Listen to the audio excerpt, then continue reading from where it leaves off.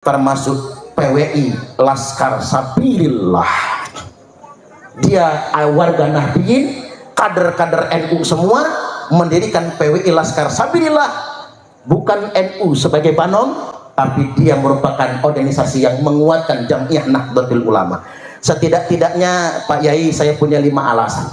Nah, ini harus kita populerkan se-Indonesia itu. Yang pertama,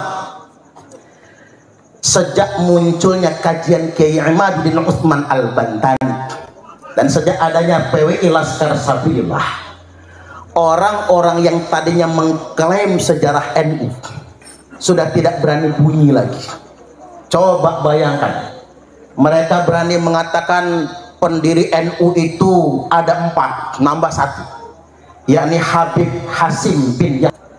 Suaking manutnya kiai-kiai kita sama Habib, nggak berani ngebantah, sampai kemudian ditulis buku yang sengaja untuk membelokkan sejarah Jamiah Nahdlatul Ulama. Para kiai kita mau ada kesungkanan untuk membantahnya, karena mengapa? Oh, dia cucu Nabi soalnya, Pak. Ada juga Habib yang nyanyi di panggung apa? Habib Rizik, Habib Rizik gurune NU, Habib Rizik, Habib Rizik gurune NU. Pret. Ini Rizik, ini ketua FPI, kerjaannya menghina Gus Dur, ngomongin Gus Dur buta. Selama ini kita nggak berani mengkritiknya, Pak, karena takut kalau itu putunya Kanjeng Nabi.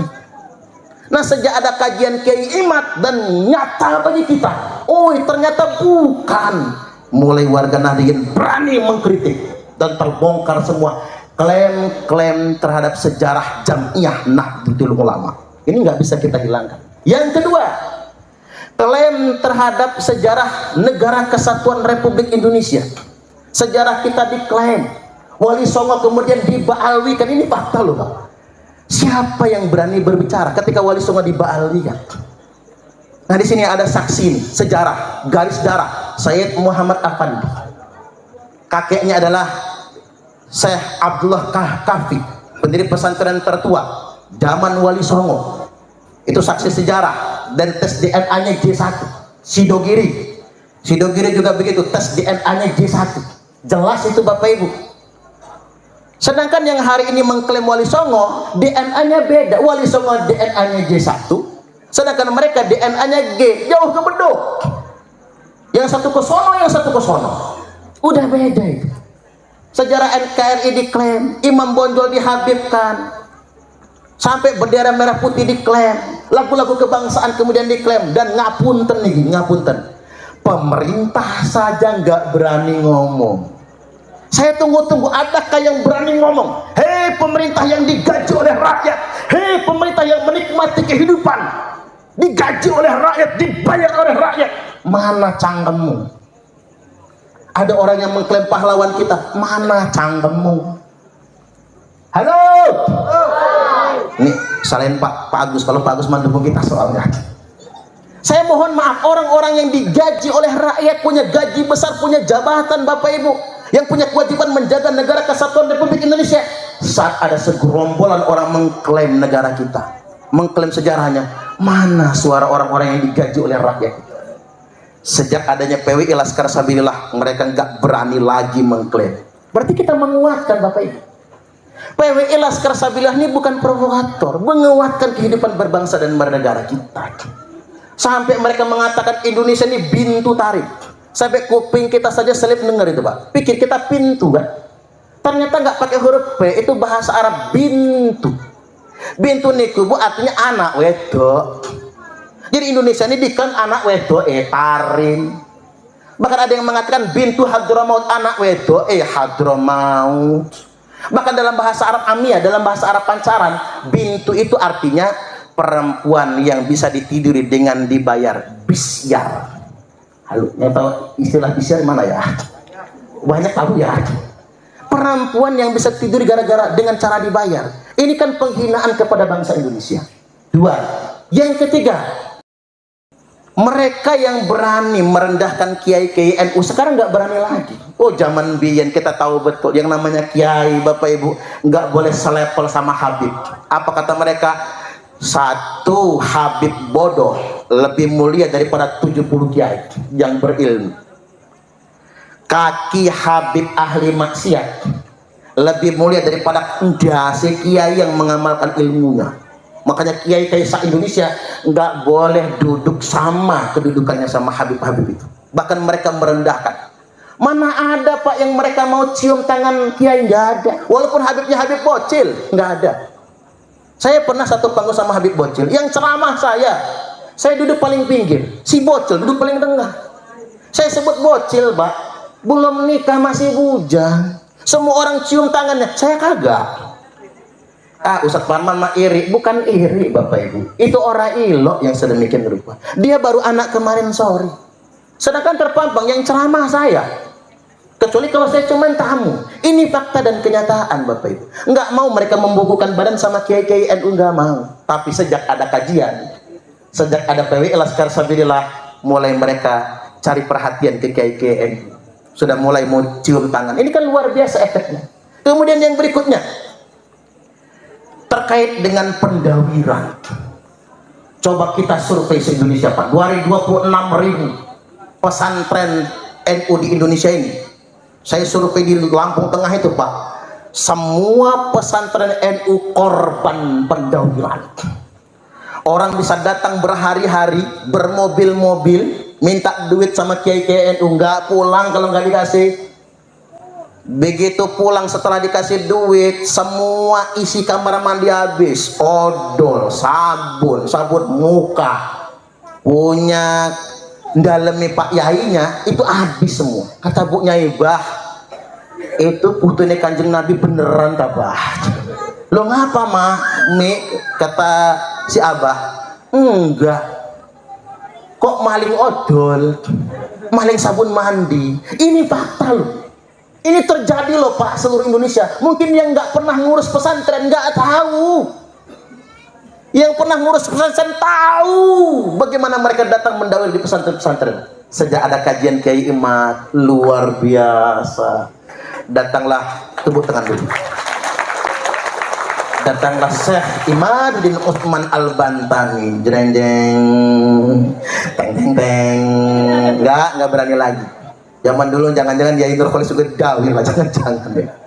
Sekarang mungkin gak berani lagi, Bapak Ibu. Bener itu, saya tanya-tanya ke pondok itu gak berani lagi. Mohon ngapunten ya, ada Roi Suriah didatengin oleh kabib-kabib, mau ngadain hall katanya. Masya Allah, dikasih sedikit Pak, amplopnya diginiin. Berapa ini Kiai? Roi Suriah setinggi itu, santri aja gak berani berjalan di hadapannya. Sama si kabib sambil ngangkat kaki di atas kursi. Berapa ini Kiai? Nggak ada harganya Kiai kita, Pak, di hadapan mereka itu. Bahkan saking parahnya pendawiran itu. Makanya ini sudah qadarullah, Bapak Ibu.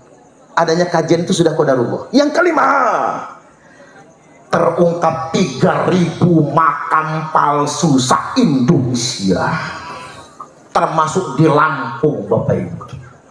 Alat-alat Mataram mengungkap ada 3.000 makam palsu. Yang jadi korban siapa kalau makam palsu? Ya kita warga Nahdliyin, siapa lagi? Yang suka ziarah itu warga NU semua. Kita korbannya itu, Bapak Ibu. Akan makam-makam palsu itu. Oke, sementara waktu kita analisa mungkin motifnya ekonomi. Mungkin motifnya ekonomi. Kotak amal dan lain sebagainya. Tapi belakangan kita sadar, Bapak Ibu, Israel menjajah Palestina setelah membuat 3.000 makam palsu di Palestina.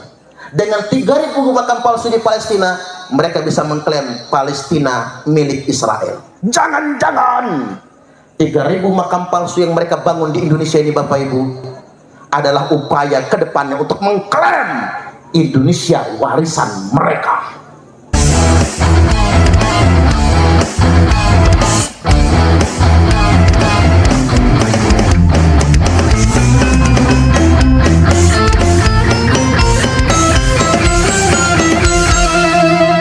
Jadikanlah hidup lebih berarti, jadikanlah Laskar sang pemberani. berani membela ulama kiai pribumi, Rahwali Songo pewaris negeri.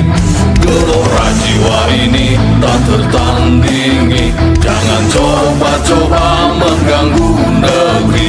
Ulama kami terhina, kami pun tak terima, siap jihad jadi semboyan kita. Kami adalah Laskar Sabilillah, pecinta Wali Songo dan para anbiya, pewaris peradaban Islam di Nusantara hingga berkibar bangsa Indonesia. Kami perisai para ulama, sepenuh hati korbankan jiwa dan raga. Bila nanti tertulis jihad pilihan kami, Syahid bela agama dan negara. Kami terlahir di bumi pertiwi, terpatri suci sejarah negeri, korbankan darah nyawa leluhur kami. Jangan kau coba rubah dan kau pecundangi. Wali Songo adalah durian Nabi, santun berakhlak berbudi pekerti, wariskan agama dan budaya Islami. Jangan coba nodai kami, bela sampai mati. Kami adalah Laskar Sabilillah, tak akan gentar meskipun berkalang tanah, demi bela agama juga bela negara. Ikhlas jihad dan Syahid bersama ulama, relakan kami pergi dan berjuang, jadi perisai Rahwali dan kebenaran.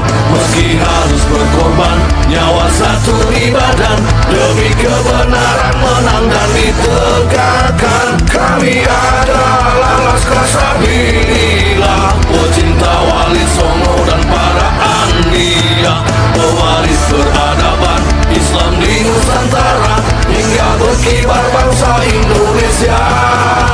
Kami perisai para ulama, sepenuh hati korbankan jiwa dan raga. Bila nanti tertulis jihad pilihan kami, Syahid bela agama dan negara.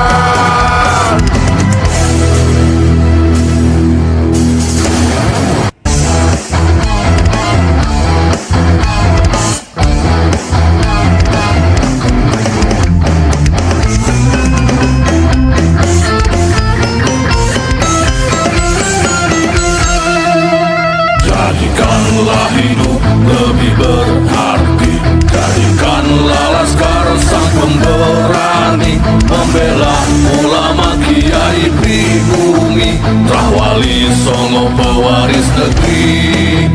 Gelora jiwa ini tak tertandingi, jangan coba-coba mengganggu negeri. Ulama kami terhina, kami pun tak terima, siap jihad jadi semboyan kita.